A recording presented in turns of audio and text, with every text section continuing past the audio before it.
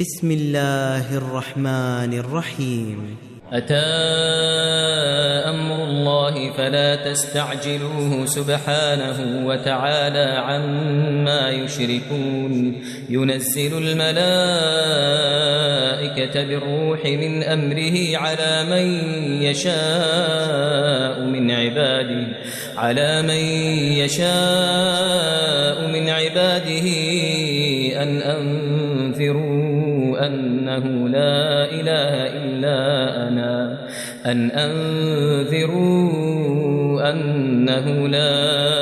إله إلا أنا فاتقون. خلق السماوات والأرض بالحق تعالى عما يشركون.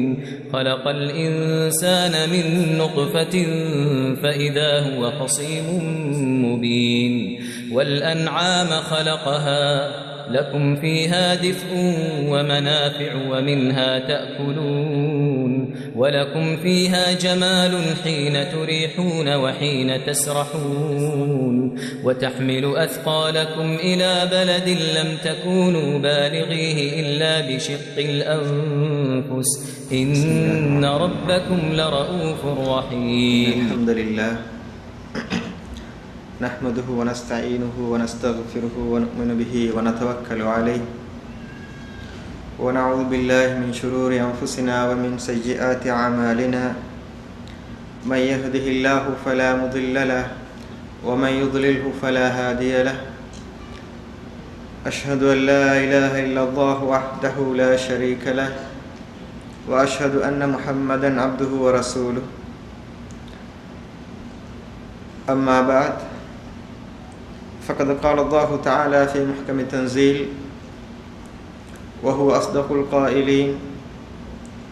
أعوذ بالله من الشيطان الرجيم. بسم الله الرحمن الرحيم. ونفس وما سواها فألهمها فجورها وتقواها قد أفلح من زكاها وقد خاب من دساها. قال النبي صلى الله عليه وسلم ألا إن في الجسد مضغة إذا صلحت صلح الجسد كله وإذا فسدت فسد الجسد كله ألا وهي القلب.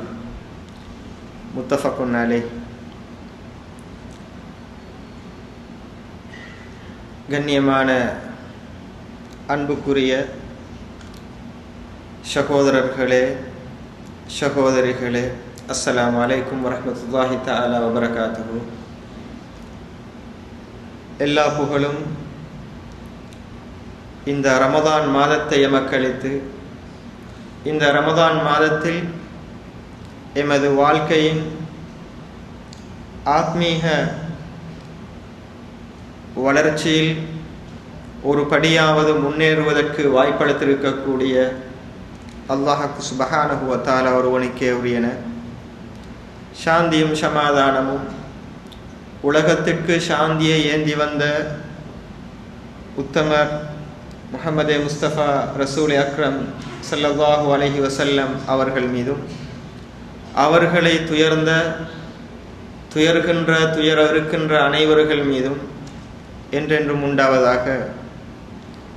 கண்ணியத்திற்கும் பெருமதிப்புக்கும் உரிய அன்பார்ந்த இஸ்லாமிய சகோதரர்களே சகோதரிகளே, எம்மை ஆட்கொண்டிருக்கும் உள நோய்கள் என்ற தலைப்பில் உரையாற்றும்படி பணிக்கப்பட்டிருக்கின்றேன்.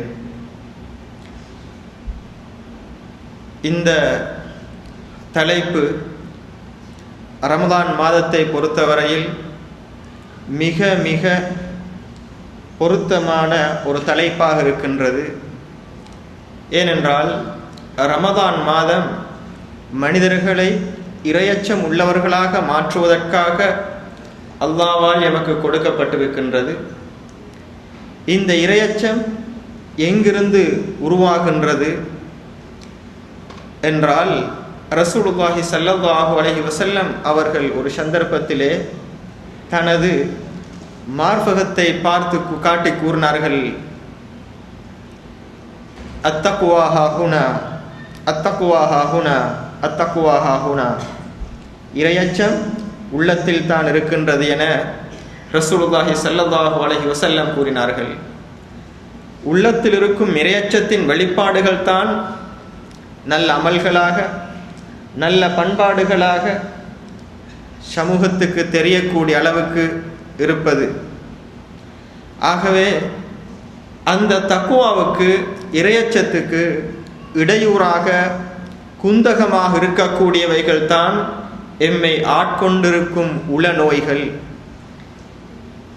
உலகத்தை நாம் எடுத்து பார்த்தோம் என்றால், உலகத்திலே இன்று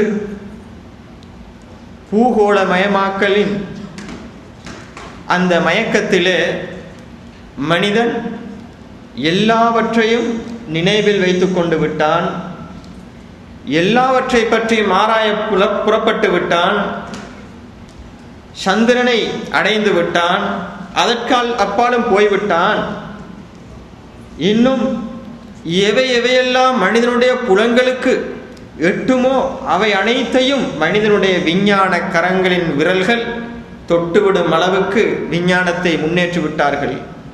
ஆனால் மனிதனுடைய இந்த உள்ளத்தை பற்றி, இதயத்தை பற்றி சிந்தித்து அந்த இதயத்தை அல்லாஹ் விரும்பும் வழியிலே இந்த உலகத்துக்கு ஒரு நல்ல பண்பாட்டை உருவாக்கக்கூடிய விதத்திலே இன்னும் ஆராயப்படாமல் விஞ்ஞானத்தின் கரங்களுக்கு எட்டாத ஒன்று இருக்கின்றது என்றால் அது உள்ளமாக இருக்கின்றது. உள்ளத்தை பற்றி ஆராய்ச்சி செய்கின்றார்கள், பண்பாட்டை வளர்ப்பதற்காக அல்ல, பண்பாட்டை அழிப்பதற்காக அல்லது சிலருடைய சுயநலன்களை அடைந்து கொள்வதற்காக மனிதர்களை எவ்வாறெல்லாம் அவருடைய உள்ளங்களை கவர்ந்து அவர்களை திசை திருப்பலாம், எமது அனாச்சார சரக்குகளை உலகத்திலே நாங்கள் சந்தைப்படுத்துவதற்கு என்னென்ன வழிகள் இருக்கின்றன, அதற்கு ஏற்ற விதத்திலே மனிதனுடைய உள்ளத்தை எவ்வாறு பக்குவப்படுத்தலாம் என்பதை பற்றி சிந்திக்கின்றார்களே தவிர, உள நோய்களை பற்றி, எம்மை ஆட்கொண்டிருக்கும் உளநோய்களை பற்றி சிந்திப்பதற்கு இருக்கக்கூடிய ஒரே சமூகம் இந்த முஸ்லிம் சமூகம். முஸ்லிம் சமூகமும் இந்த உளநோய்களை பற்றி சிந்தித்து பண்பாட்டுக்கு விளைவிக்கக்கூடிய ஒரு சமூகத்தை உருவாக்கவில்லை என்றால் இந்த உடலால் இந்த உலகத்திலே எதையும் நல்லொரு முன்னேற்றத்தை ஏற்படுத்த முடியாது. அல்லாஹ் சுப்ஹானஹு வ தஆலா இந்த உள்ளத்தின் மீது சத்தியம் பண்ணி கூறுகின்றான், வனஃப்ஸின் வமா ஸவ்வாஹா, இந்த நஃப்ஸின் மீது, உள்ளத்தின் மீது சத்தியமாக, அந்த உள்ளத்தை எது சீர் செய்கின்றனவோ, சமப்படுத்துகின்றனவோ அவற்றின் மீது சத்தியமாக என்று கூறுகின்றான். கூறிவிட்டு அல்லாஹு தஆலா கூறுகின்றான், ஃபஅல்ஹமஹா ஃபுஜூரஹா வ தக்வாஹா, அந்த உள்ளத்துக்கு இது நல்ல வழி, இது தீய வழி, இது சத்தியம், இது அசத்தியம் என இரண்டு வழிகளையும் அல்லாஹு தஆலா காட்டியிருக்கின்றான். காட்டிவிட்டு மனிதனை உலகத்திலே வாழ விட்டிருக்கின்றான். அதிலே எந்த மனிதன் சிறந்தவன், வெற்றியாளன் யார்?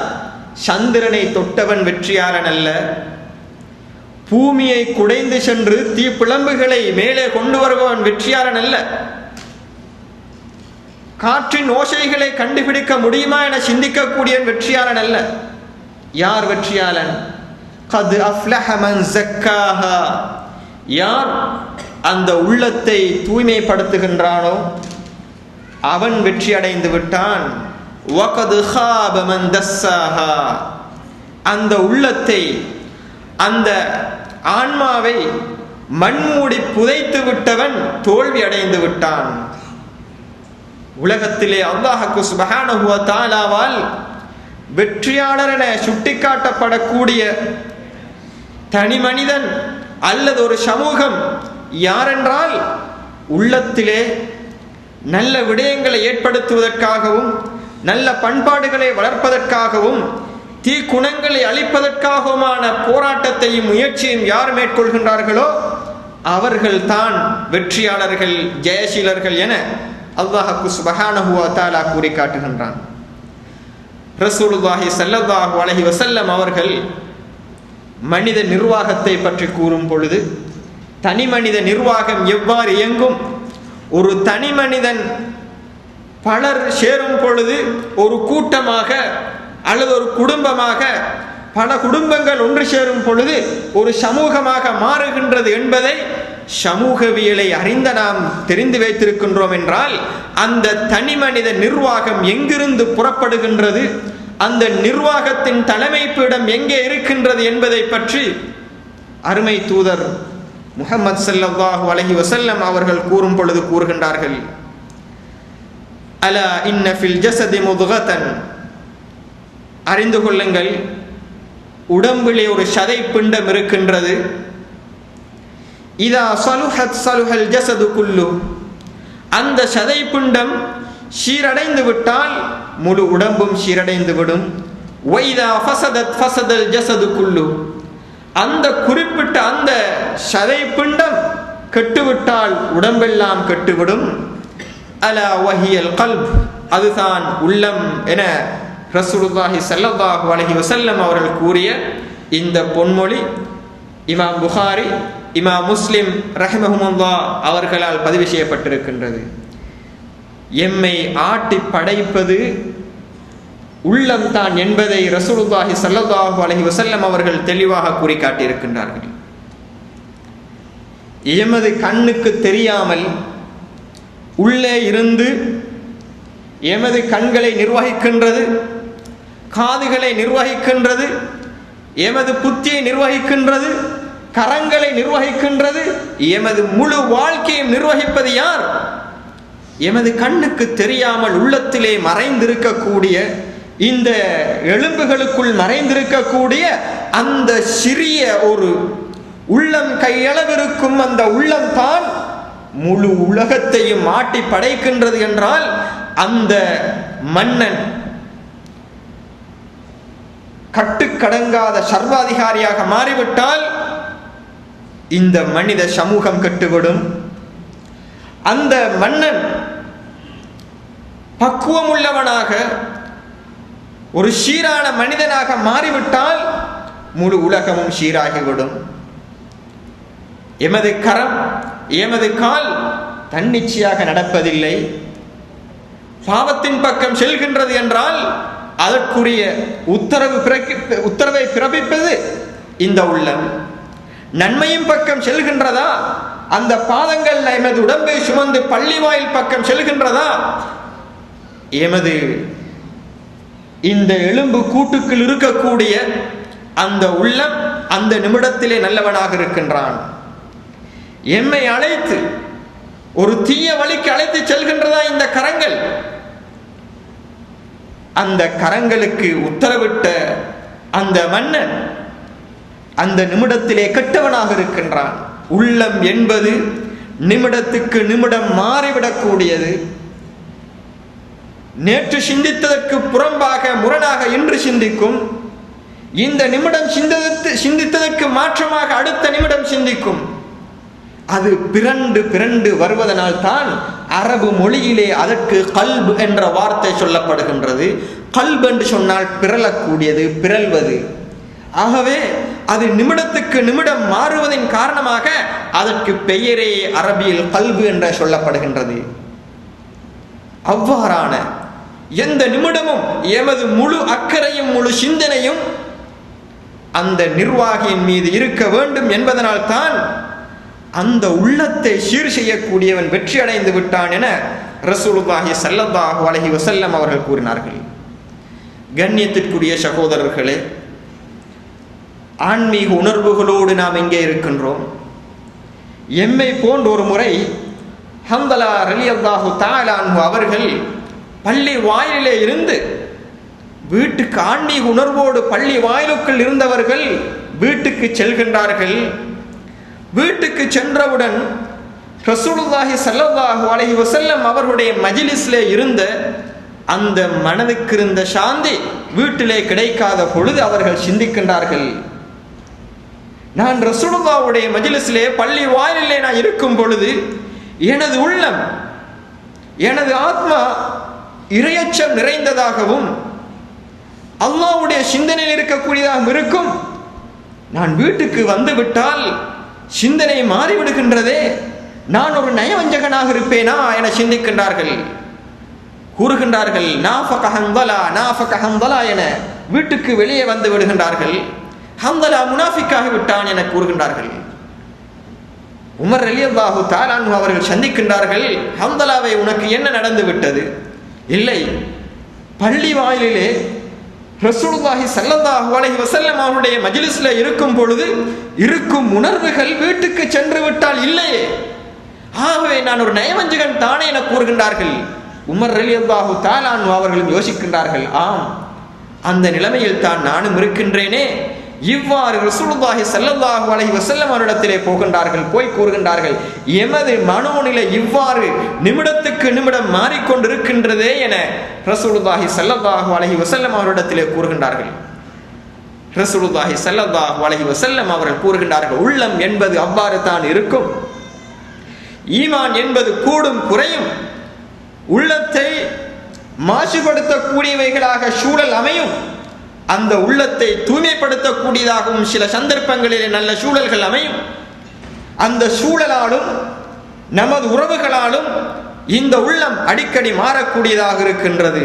ஆகவே உலகத்திலே வாழக்கூடிய இந்த முஃமினுக்கு எதிரிகளாக இருக்கக்கூடியவைகள் எவை, யார் என பார்க்கும் பொழுது எமது எதிரிகளாக இப்லீஸ், இந்த உலகம், எமது உள்ளம், எமது ஆசைகள், இவைகள் அனைத்தும் ஒரு மனிதனுடைய ஆன்மீக பாதையிலே குறுக்கீடுகளாக, தடைகளாக, அவனுடைய வெற்றிக்கு தடை கற்களாக இருக்கக்கூடியவைகளாக இருக்கின்றன. இப்லீஸ், உலகம், எமது உள்ளம், ஆசைகள், இவைகள் அனைத்தும் எமக்கு எந்த சந்தர்ப்பத்திலும் நேரான வழி, சரியான வழிக்கு தடையாகவே இருக்கக்கூடியவைகள் இவை. எமது உள்ளத்துக்கு நோய்கள் ஏற்பட்டு விடுகின்றன என்பதை அல் குர்ஆன் பல இடத்திலே கூறி காட்டுகின்றது.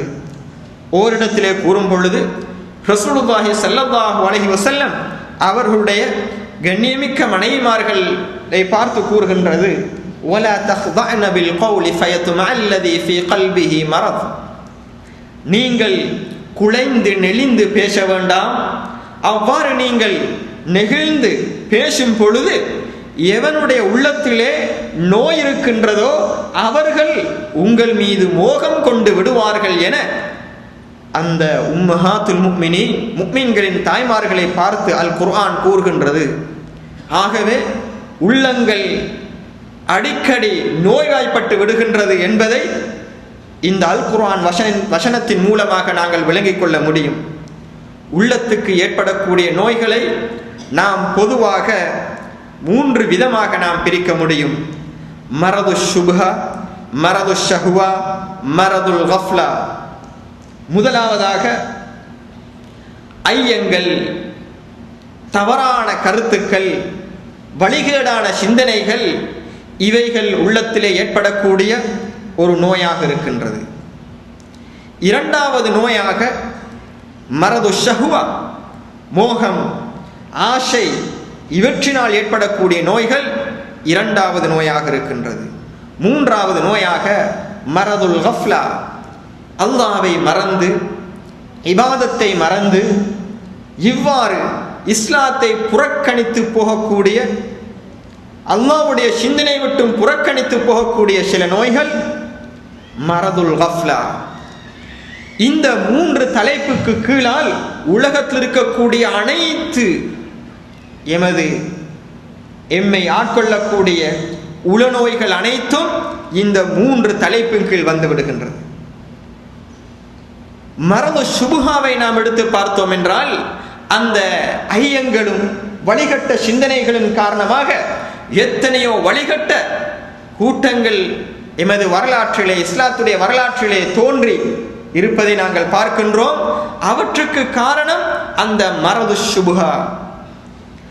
மரது ஷஹ்வாவுக்கு நாம் உலகத்தில் எந்த பக்கம் திரும்பி நாங்கள் கண்ணை திறந்தாலும் மரது ஷஹ்வா, ஆசை, மோகத்துடைய மோகம் என்ற நோய் விபச்சாரமா, திருட்டா, இன்னும் எதை எடுத்து பார்த்தாலும் அவை அனைத்தும் ஷஹுவத்தின் மூலமாக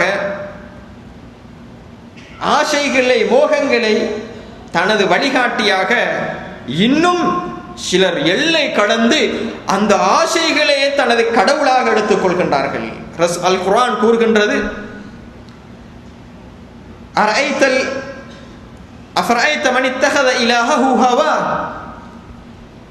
தனது கடவுளாக ஆசைகளை எடுத்துக்கொண்டவர்களை பற்றி நபியே நீங்கள் சிந்தித்து பாருங்கள் என அல் குர்ஆன் கூறுகின்றது. சிலருடைய முழு வாழ்க்கையும் தனது ஆசையை உலகத்திலே தீர்த்து விடுவதுதான். குறிப்பாக நாஸ்திகர்கள் இந்த உலகத்திலே இருக்கும் வரைக்கும் அனுபவித்து போக வேண்டும் என அவர்கள் சிந்திக்கின்றார்கள் என்றால் அவர்களை ஆட்கொண்டிருக்கக்கூடிய நோய் மரது ஷஹ்வா, மரதுல் கஃப்லா. இந்த மரதுல் கஃப்லாவின் மூலம்தான் நாம் பல சந்தர்ப்பங்களிலே இபாதத்துக்களை பாழாக்கி விடுகின்றோம், சில பாவங்களை செய்து விடுகின்றோம், அல்லாஹ்வை மறந்து விடுகின்றோம். இவ்வாறு எத்தனையோ நாங்கள் நோய்களை, எம்மை ஆட்கொண்டிருக்கக்கூடிய நோய்களை நாம் எடுத்து பார்த்தோம் என்றால் அந்த நோய்களுக்கு அடிப்படை மரதுல் கஃப்லாவாக இருக்கின்றது. இந்த நோய்கள் எல்லாம் எம்மை ஆட்கொண்டிருக்கும் பொழுது உலகத்தில் இருக்கக்கூடிய உள்ளங்கள் எத்தனை விதமாக இருக்கலாம், அந்த நோய்கள் தொட்ட உள்ளங்கள் எப்படி இருக்கும், நோய்களிலிருந்து உள்ளங்கள் தப்பிக்கொள்ள முடியுமா என்று பார்க்கும் பொழுது அல் குர்ஆன் கூறுகின்றது, யூசுப் அலைஹிஸ்ஸலாத்து வஸ்ஸலாம் அவர்கள் வாயிலாக அல் குர்ஆன் இவ்வாறு கூறுகின்றது, வமா உபர்ரிஉ நஃப்ஸி, என்னை நான் தூய்மையானவனை நான் சொல்லிக்கொள்ள முடியவில்லை, நான் நல்லவனை நான் சொல்லிக்கொள்ள போவதில்லை. இன்ன நஃப்ஸ லஅம்மாரத்துன் பிஸ்ஸூ, நிச்சயமாக உள்ளம் பாவங்களை கொண்டு மிகவும் வேகமாக, அதிகமாக ஏறிக்கொண்டே தூண்டிக்கொண்டே இருக்கும் என யூசுப் அலைஹிஸ்ஸலாத்து வஸ்ஸலாம் அவர்கள் கூறுகின்றார்கள். ஒரு நபியே தான் தூய்மையானவன் என கூறவில்லை. அவருடைய வாழ்க்கையில் ஒவ்வொரு கட்டத்திலும் அவர்கள் தனது தூய்மையை நிரூபித்து விட்டாலும் கூட அவர்கள் நான் தூய்மையானவன் என தன்னை பெருமையாக சொல்லிக் கொள்ளவில்லை. ஆகவே இவ்வாறு நாங்கள் பார்க்கும் பொழுது உலகத்திலே இருக்கக்கூடிய உள்ளங்களை, மனிதனுடைய உள்ளங்களை நாம் எடுத்து பார்த்தோம் என்றால் அந்த உள்ளங்களை கூட நாம் 3 விதமாக நாங்கள் பிரித்து பார்க்க முடியும்.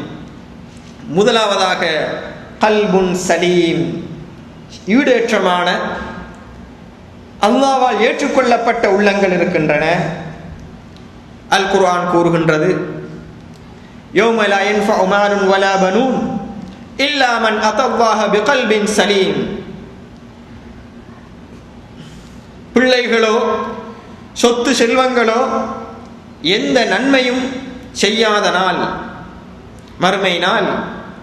அந்த நாளையிலே அல்லாஹ்விடத்திலே கல்புன் சலீம், சாந்தியான ஈடேற்றமான உள்ளத்தோடு யார் வருகின்றார்களோ அவர்களை தவிர மறுமையிலே மோட்சம், வெற்றி, விடுதலை யாருக்கும் இல்லை.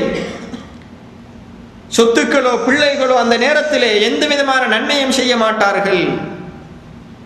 அதுதான் கல்புன் சலீம். இரண்டாவதாக கல்புன் மரீத், நோய் தொற்றியிருக்கக்கூடிய உள்ளங்கள். அந்த உள்ளத்தை சுமந்த உடல்கள் தான் எம்மில் அதிகமானவருடைய உடல், எனது உடலும் கூட. அந்த கல்புன் மரீத், நோய் தொற்றிய உள்ளங்களைத்தான் இந்த உடல்கள் சுமந்திருக்கின்றன.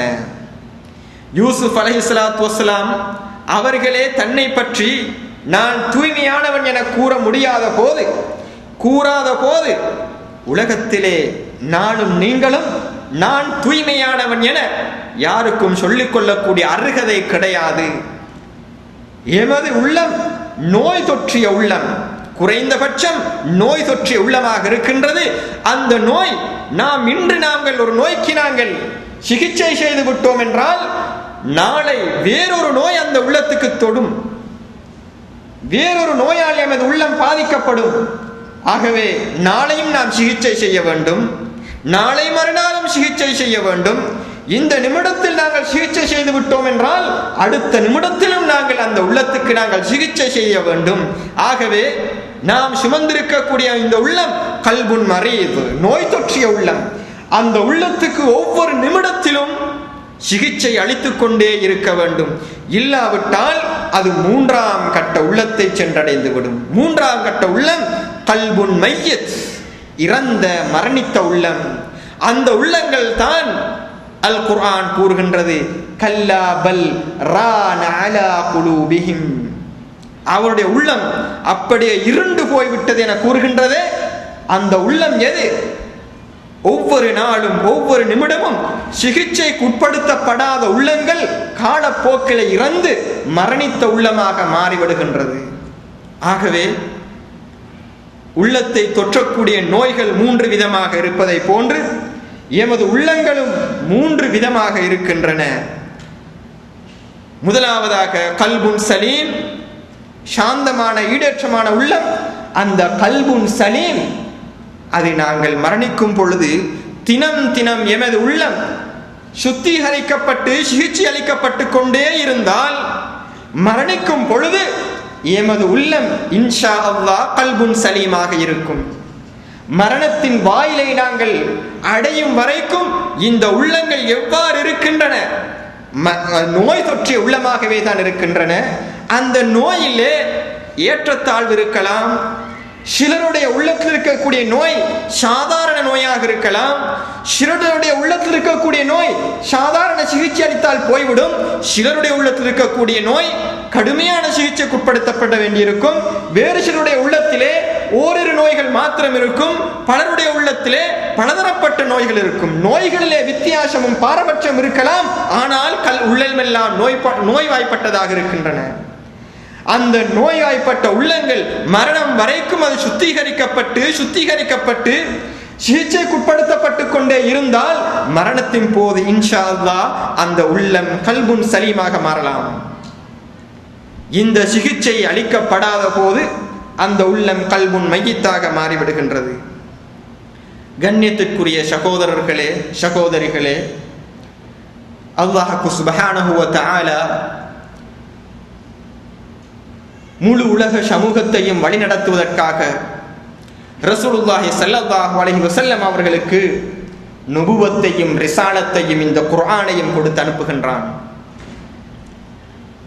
அந்த சமூகத்தை வழிநடத்துவதற்குரிய அனைத்து காரணிகளையும் கொடுத்த அல்லாஹ் சுப்ஹானஹு வ தஆலா சமூக தலைவனாக, ஒரு ஆத்மீக தலைவனாக, ஒரு அரசியல் தலைவனாக, இன்னும் மனிதனுடைய சிந்தனை எங்கெங்கெல்லாம் செல்கின்றதோ, மனிதனுடைய சிந்தனையால் எந்தெந்த திக்கெல்லாம் செல்ல முடியுமோ அங்கெல்லாம் வழிகாட்டக்கூடிய அந்த மிக பெரும் தலைவர் முஹம்மது ஸல்லல்லாஹு அலைஹி வஸல்லம் அவர்களுக்கு என்ன கூறுகின்றது என பார்ப்போம். யா அய்யுஹல் முத்தஸ்ஸிர், போர்த்தி கொண்டிருக்கக்கூடியவரே, கும், எழுந்து விடுங்கள், ஃபஅன்திர், மக்களுக்கு நீங்கள் எச்சரிக்கை ஊட்டுங்கள். தவறான பாதையிலே போய்கொண்டிருக்கின்றார்கள், ஓரிரை கொள்கையை மறந்து நீண்ட காலமாகிவிட்டார்கள், அவர்களுக்கு எச்சரிக்கை செய்யுங்கள். உங்களுக்கு அந்த பலம் வர வேண்டுமா? ரப்பக ஃபகப்பிர், உங்களுடைய நாயனையை நீங்கள் துதியுங்கள். வஸியாபக ஃபதஹிர், உங்களுடைய ஆடையை நீங்கள் சுத்தம் செய்து கொள்ளுங்கள் என கூறுகின்றது அல் குர்ஆன். இதிலே உங்களுடைய ஆடையை சுத்தம் செய்து கொள்ளுங்கள் என்பதற்கு அதிகமான முஃபஸ்ஸிரீன்கள் அல் குர்ஆனுக்கு விளக்கம் கூறக்கூடியவர்கள் என்ன கூறுகின்றார்கள்? எந்த ஆடை?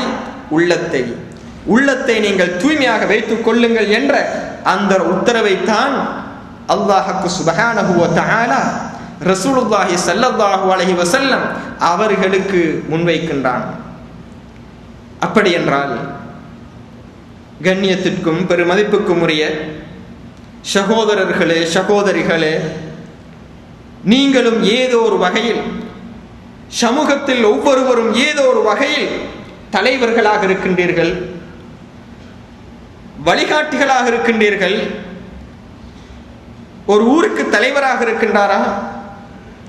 ஒரு பள்ளிக்கூடத்துக்கு தலைவராக இருக்கின்றாரா, அல்லது ஒரு 4 பேருக்கு தலைவராக இருக்கின்றார்களா, இல்லை குடும்பத்துக்கு தலைவனாக தலைவியாக இருக்கின்றார்களா, யாராக இருந்தாலும் தலைமை என்று வந்துவிட்டால் 2 பேருக்காவது நீங்கள் கியாமத்து நாளையிலே பொறுப்பு சொல்லி ஆக வேண்டும் என்ற ஒரு கட்டாயத்திலே நீங்கள் இருக்கின்றீர்கள் என்றால்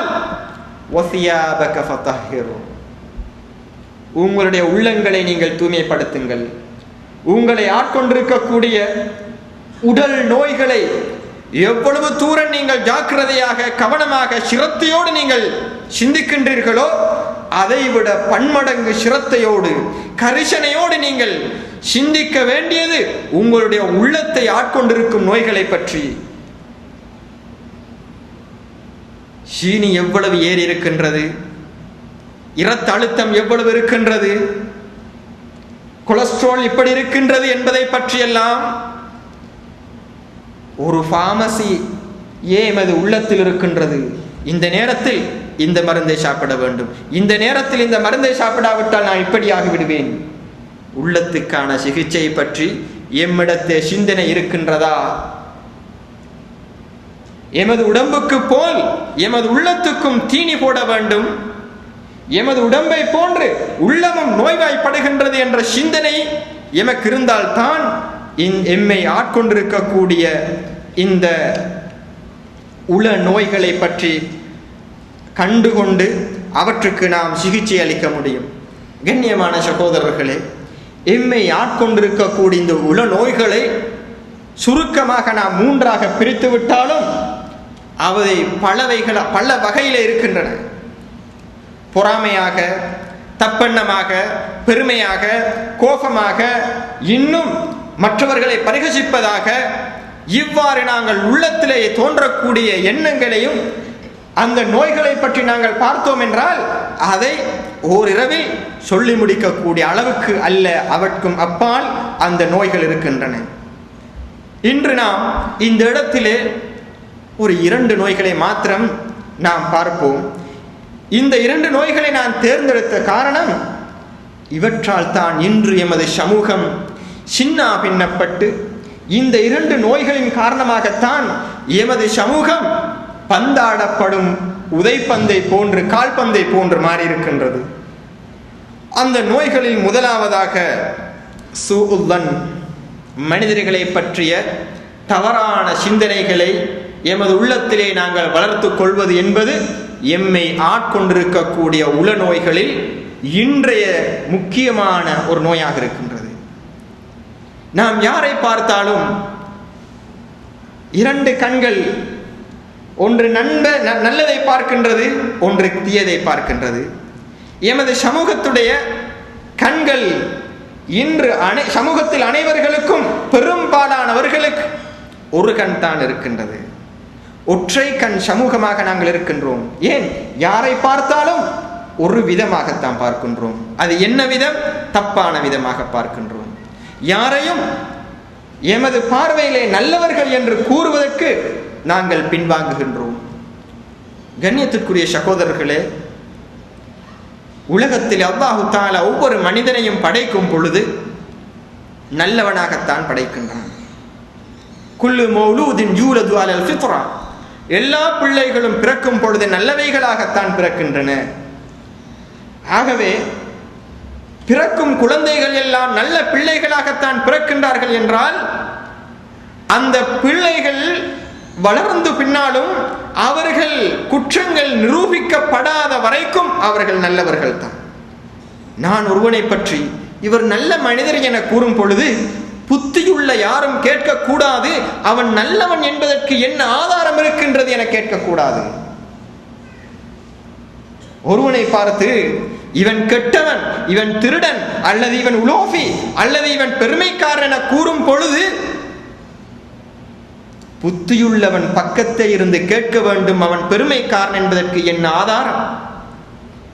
அதை நிரூபிக்க முடியுமே என தான் கேட்க முடியுமே தவிர அவன் நல்லவன் என்பதற்கான ஆதாரங்களை நாம் தேட வேண்டியதில்லை. ஏன்? அல்லாஹு தஆலா எல்லோரையும் நல்லவர்களாகத்தான் இந்த உலகத்திலே படைத்திருக்கின்றான். அல்லாஹு தஆலா என்ன கூறுகின்றான்? யா அய்யுஹல்லதீன ஆமனு விசுவாசிகளே, இஜ்தனிபு கஸீரம் மினல்-ظن, அதிகமான அனுமானங்களை, கற்பனைகளை, சிந்தனைகளை நீங்கள் விட்டு விடுங்கள், தவிர்ந்து விடுங்கள். இன்ன பஅத-ظن இஸ்முன், நீங்கள் பார்த்து கொண்டே பாவம் செய்யக்கூடியவர்கள், படுத்துக்கொண்டே பாவம் செய்யக்கூடியவர்கள், தொழுகையிலும் பாவம் செய்யக்கூடியவர்கள், உட்கார்ந்தும் பாவம் செய்யக்கூடியவர்கள். ஏன்? இன்ன பஅத-ظن இஸ்முன், சிந்தனைகளில், அனுமானங்களில், கற்பனைகளில் சிலவை பாவமானவைகள். தொழுகிறோம், தொழுகையின் போது ஒருவனை பற்றி நாங்கள் சிந்திக்கின்றோம், இவன் எதற்காக வந்திருப்பான், இதற்குத்தான் வந்திருப்பானா, இந்த பாதக செயலை செய்வதற்கு வந்திருக்கலாமே என்று நாங்கள் சிந்திக்கின்றோமா? நாங்கள் தொழுகைகளே பாவம் செய்து கொண்டிருக்கின்றோம். உடல் களைத்து வந்து நாங்கள் ஓய்வுக்காக நாங்கள் சாய்ந்திருக்கும் பொழுது இந்த தப்பான எண்ணம், முஃமின்களை பற்றி தப்பான சிந்தனை வருகின்றதா? அவன் எதற்காக என்னிடத்தில் அந்த கேள்வியை கேட்டான், நாளை என்னை இவ்வாறு அவன் மோசடி செய்யவானா, அப்படித்தான் இருக்கும், அவனிடம் என்ன பேசினான், இதைத்தான் பேசியிருக்கும் என்று நாம் சாய்ந்து கொண்டு ஒய்யாரமாக ஓய்வெடுத்துக் கொண்டிருக்கும் பொழுது நாங்கள் பாவிகளாகிக் கொண்டிருக்கலாம். ஏன்? இன்ன பஅத-ظن இஸ்முன், எண்ணங்களில் அதிகமானவைகள் பாவங்களாக இருக்கின்றன. வலா தஜஸ்ஸஸு, அவ்வாறு நீங்கள் தப்பான எண்ணங்களை மனதுக்குள் கொண்டு வந்து முஃமின்களை பற்றி, முஸ்லிம்களை பற்றி மோசமான சிந்தனைகளை நீங்கள் வளர்த்து கொண்டு அவர்களை பற்றி நீங்கள் ஆராய்ச்சி செய்து தெரிய வேண்டாம் என்று அடுத்த கட்டமாக அல் குர்ஆன் நமக்கு கூறுகின்றது. அதனுடைய தொடர் அப்படியே போய்கொண்டிருக்கு. ஆகவே அந்த பாவத்திற்கு, புறம் பேசுவதற்கு, மற்றவனை பற்றி ஆராய்ச்சி செய்வதற்கு அடிப்படையாக இருக்கக்கூடிய எண்ணம் மற்றவனை பற்றிய தப்பான எண்ணம். ஒரு முஸ்லிமை பற்றி நாம் தப்பான எண்ணம் வைப்பது மிகவும் கண்டிக்கத்தக்கதாக, இஸ்லாம் மிகவும் கடுமையாக, வன்மையாக கண்டிக்கக்கூடிய ஒரு விடயமாகத்தான் இஸ்லாம் அதை பார்க்கின்றது. அபு ஹுரைரா ரலியல்லாஹு தஆலா அன்ஹு அவர்கள் வாயிலாக அறிவிக்கப்பட்ட, புகாரி முஸ்லிமிலே பதியப்பட்ட ஒரு பொன்மொழி ரசூலுல்லாஹி ஸல்லல்லாஹு அலைஹி வஸல்லம் அவர்கள் கூறினார்கள், இய்யாக்கும் வதன், அனுமானம், சிந்தனை, கற்பனை இவ்வாறாக இருக்கலாம் என நீங்கள் சிந்திக்கின்றீர்களே, இந்த எண்ணங்களை உங்களுக்கு நான் எச்சரிக்கை செய்கின்றேன். பேச்சிலே மிகவும் பொய்யானது இந்த எண்ணங்களை அடிப்படையாக வைத்து பேசக்கூடிய பேச்சுத்தான். எந்த விதமான ஆதாரமும் இல்லாமல் ஒருவனை பற்றி எமது உள்ளத்திலே தோன்றிய தப்பான எண்ணத்தை நாங்கள் அடிப்படையாக வைத்து மூன்றாவது நபரிடத்திலே நாங்கள் பேசுகின்றோமே, இந்த பேச்சுத்தான் பேச்சில் மிகவும் பொய்யான பேச்சு என கூறிவிட்டு ரசூலுல்லாஹி ஸல்லல்லாஹு அலைஹி வஸல்லம் கூறினார்கள், வலா தஹஸ்ஸஸு வலா தஜஸ்ஸஸு, நீங்கள் செய்திகளை திரட்டி செல்லவும் வேண்டாம், மனிதனுடைய குறைகளை திரட்டி செல்லவும் வேண்டாம், அவற்றை நீங்கள் ஆராய போக வேண்டாம் என அல் குர்ஆன் ரசூலுல்லாஹி ஸல்லல்லாஹு அலைஹி வஸல்லம் அவர்கள் எச்சரிக்கின்றார்கள். முதலாவதாக, தப்பெண்ணம் என்பது எங்கே இருந்து உருவாகின்றது என்றால், நான் நல்லவன், நான் மாத்திரம்தான் நல்லவன் என்ற அந்த மமதையின் புள்ளியிலிருந்து தான் மற்றவர்களை பற்றிய தப்பான எண்ணம் உருவாகின்றது. ரசூலுல்லாஹி ஸல்லல்லாஹு அலைஹி வஸல்லம் அவர்கள் இவ்வாறு கூறினார்கள், வாயால் மாத்திரம் முஃமின்களாக, உள்ளத்தை ஈமான் செல்லாதவர்களே, நாவால் மாத்திரம் ஈமான் கொண்டு உள்ளத்தால் ஈமான் கொள்ளாதவர்களே, நீங்கள் முஃமின்களை தொந்தரவு செய்ய வேண்டாம், முஃமின்களுக்கு நீங்கள் தொல்லை கொடுக்க வேண்டாம். வலா தத்தப்பவு ஔராத்திஹிம், அவர்களுடைய குறைகளை நீங்கள் தேடிச் செல்ல வேண்டாம். ஃபஇன்னஹு மன் தத்தப்பஅ ஔரத முஸ்லிமின், ஒரு முஸ்லிமுடைய ஔரத்தை, குறைகளை, அசிங்கங்களை யாராவது துருவி தேடினால், தத்தப்பஅ அல்லாஹு ஔரதஹு, அல்லாஹு தஆலா அவனுடைய குறைகளை, அவனுடைய அசிங்கங்களை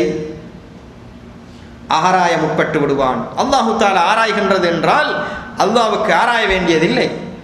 அதை நாங்கள் அதனுடைய அடுத்த தொடரிலிருந்து விளங்கிக் கொள்ளலாம். وَمَنْ تَتَبَّعَ اللَّهُ عَوْرَتَهُ فَضَحَهُ وَلَوْ فِي جَوْفِ دَارِهِ. புகாரிலே வரக்கூடிய ஹதீஸ்.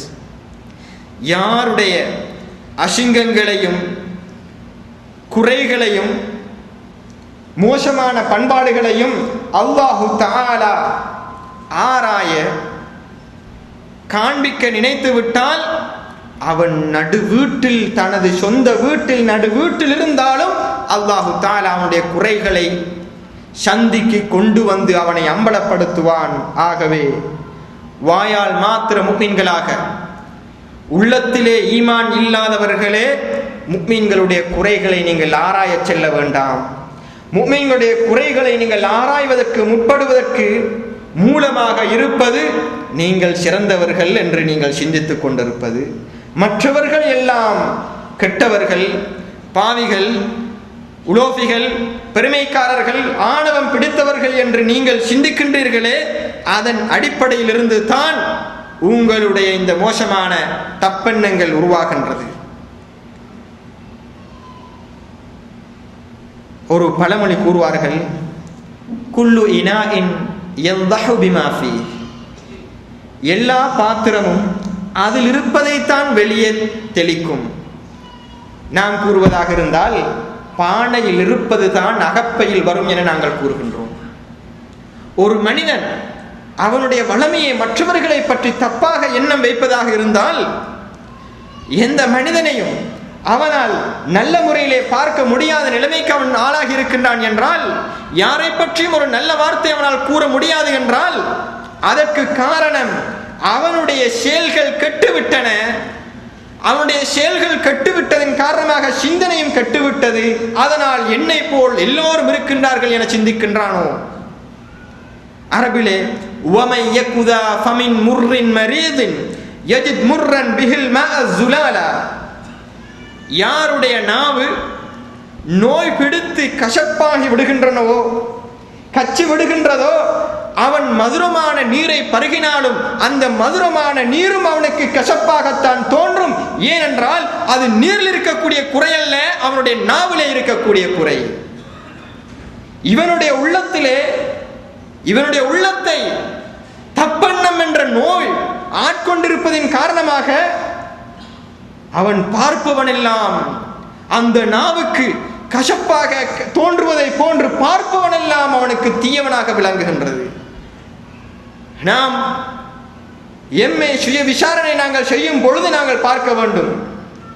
இன்றைய தினம் எனது கண்ணிலே பட்டவர்களுடைய எண்ணிக்கை எத்தனை பேர், அவர்களில் நான் நல்லவர்கள் என கருதியவர்கள் எத்தனை பேர், எனது பார்வையிலே தீயவர்களாக பொல்லாதவர்களாக தெரிந்தவர்கள் எத்தனை பேர் என பார்த்தால், பார்வையில் இருக்கக்கூடிய கோளாறா அல்லது பார்க்கப்படும் மனிதனிலே கோளாறு இருக்கின்றதா என்பதை நாங்கள் அறிந்து கொள்ள முடியும்.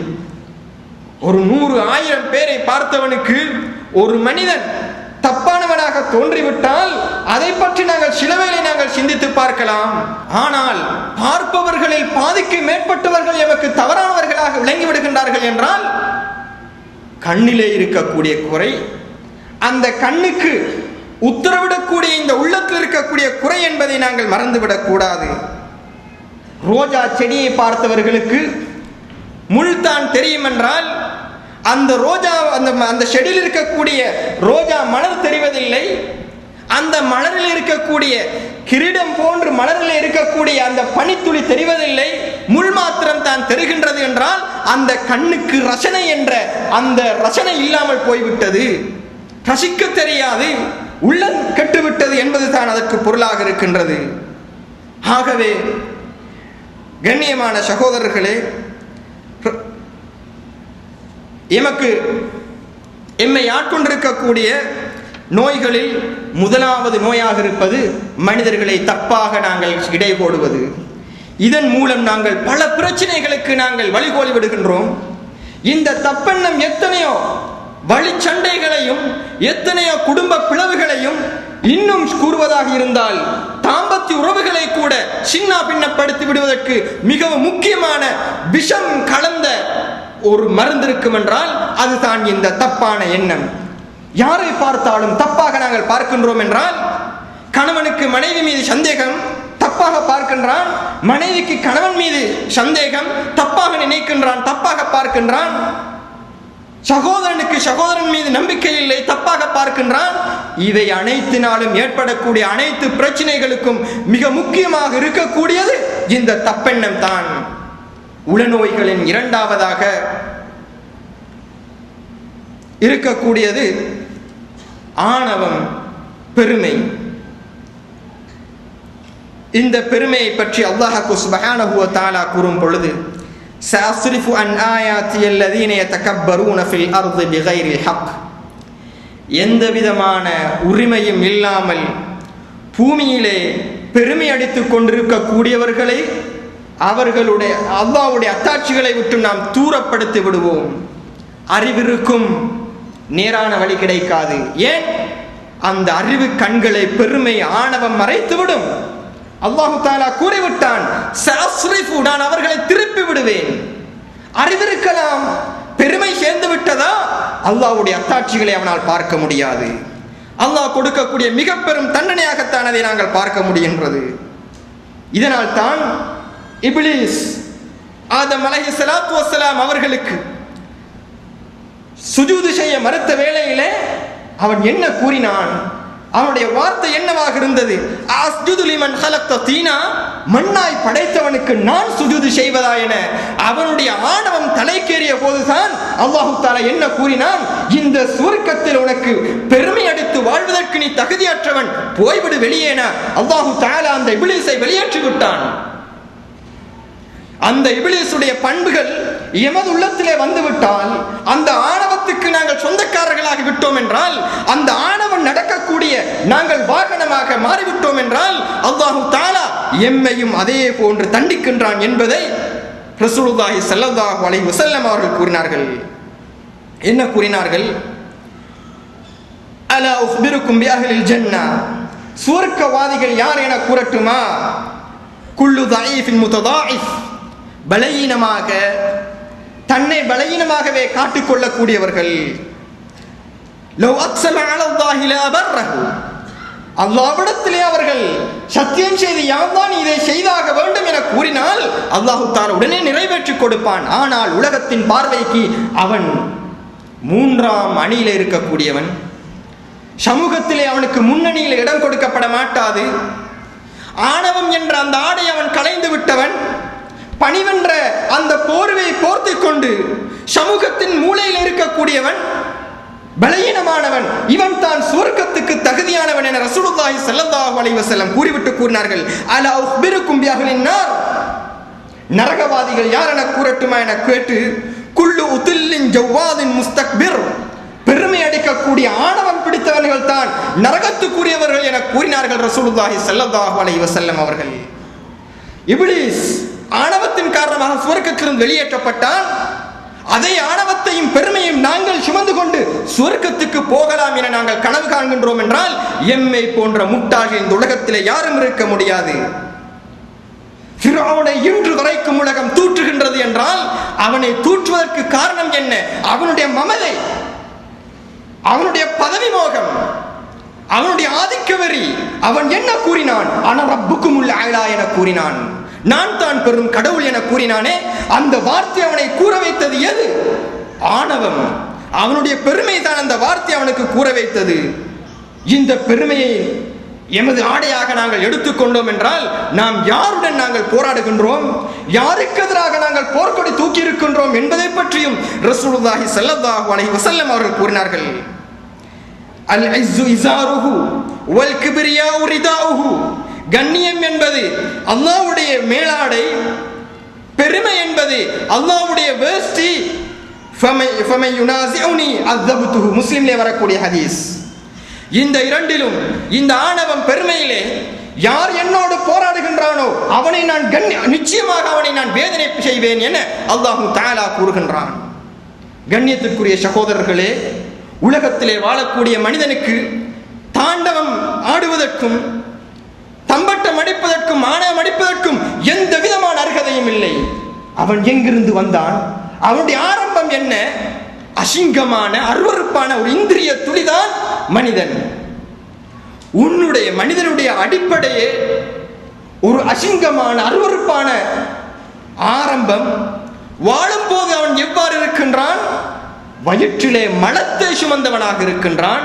மடிந்து விட்டால் பிணம், இந்திரியமாக மலமாக பிணமாக வாழ்ந்து கொண்டிருக்கக்கூடியவனுக்கு அல்லாஹ்வுக்கு சொந்தமான அந்த பெருமையை எவ்விதத்தில் அவன் கை கொள்ள முடியும் என நாங்கள் சிந்தித்து பார்க்க வேண்டும். கொடுக்கப்பட்ட நேரம் முடிந்து விட்டது. உறுதியாக இந்த ஆணவன் நமக்கு வந்துவிட்டால் நாம் எமது பாதங்களை இந்த பூமியிலே வைப்பதற்கு கூட இந்த பூமி எமக்கு தகுதி இல்லாததாக, இந்த பூமியிலே எமது பாதங்கள் படுவதற்கு எமது பாதங்கள் அசிங்கப்படுவதை போன்று நமக்கு தோன்றும். அப்பொழுது இந்த பூமியிலே வாழக்கூடியவர்களை எல்லாம் நாங்கள் தரக்குறைவாக அவர்களை சிறுகண் கொண்டு பார்ப்போம். அவர்களுடைய கண்ணியத்தையும் கௌரவத்தையும் நாங்கள் சிதறடித்து விடுவோம். ரசூலுல்லாஹி ஸல்லல்லாஹு அலைஹி வஸல்லம் அவர்கள் கூறினார்கள், பிஹஸ்பி இம்ரிஇம் மினஷ் ஷர்ரி அன் யஹ்கிர அஹாஹுல் முஸ்லிம். உலகத்திலே மனிதனுக்கு போதுமான பாவம் எதுவென்றால், ஒரு முஸ்லிமான ஒரு மனிதனை அவன் தூஷணிக்கின்றான், அவன் இலக்காரமாக பார்க்கின்றான் என்றால் அதுவே அவனுக்கு போதுமான தீமை என கூறினார்கள். இறுதியாக ரசூலுல்லாஹி ஸல்லல்லாஹு அலைஹி வஸல்லம் அவர்கள் கூறினார்கள், லா யதுகுலுல் ஜன்னத மன் கான ஃபீ கல்பிஹி மிஸ்காலு தர்ரத்தின் மின் கிப்ர். பெருமையின் அணுப்பிரமாணமாவது அவனுடைய உச்சந்தலை முதல் உள்ளங்கால் வரைக்கும் பெருமை அடிக்கக்கூடியவர்கள் இருக்கின்றார்கள். ரசூலுல்லாஹி ஸல்லல்லாஹு அலைஹி வஸல்லம் கூறினார்கள், பெருமையின் அணுப்பிரமாணமாவது எவனுடைய உள்ளத்தில் இருக்கின்றதோ அவனுக்கு சுவர்க்கம் செல்ல முடியாது என கூறினார்கள். கண்ணியத்திற்குரிய சகோதரர்களே, கொடுக்கப்பட்ட நேரம் முடிவடைந்து விட்டது. எம்மை ஆட்கொண்டிருக்கக்கூடிய இந்த நோய்களிலிருந்து நாங்கள் விடுபட வேண்டுமாக இருந்தால் எமது உள்ளம் கல்புன் மரீத், நோய் தொற்று இருக்கக்கூடிய உள்ளம், அதை நாங்கள் ஒவ்வொரு நிமிடமும் நாங்கள் சிகிச்சை அளித்துக் கொண்டு சுத்திகரித்துக் கொண்டிருந்தால் தான் மரணத்தின் பொழுது இன்ஷா அல்லாஹ் நாம் கல்புன் சலீமுக்கு சொந்தக்காரர்களாக, ஈடேற்றமான உள்ளத்துக்கு சொந்தக்காரர்களாக நாங்கள் மாறுவதற்கு வாய்ப்பு இன்ஷா அல்லாஹ் கிடைக்கும். அல்லாஹ்வுக்கு சுப்ஹானஹு வ தஆலா நாம் கேட்டதை போன்று எமது உள்ளத்தை சுத்திகரிக்கக்கூடியவர்களாக, தூய்மைப்படுத்தக்கூடியவர்களாக அல்லாஹு தஆலா எங்களை மாற்றுவானாக. வ ஆகிரு தஅவானா அல்ஹம்துலில்லாஹி ரப்பில் ஆலமீன். வஸ்ஸலாமு அலைக்கும் வரஹ்மத்துல்லாஹி தஆலா வபரகாத்துஹு.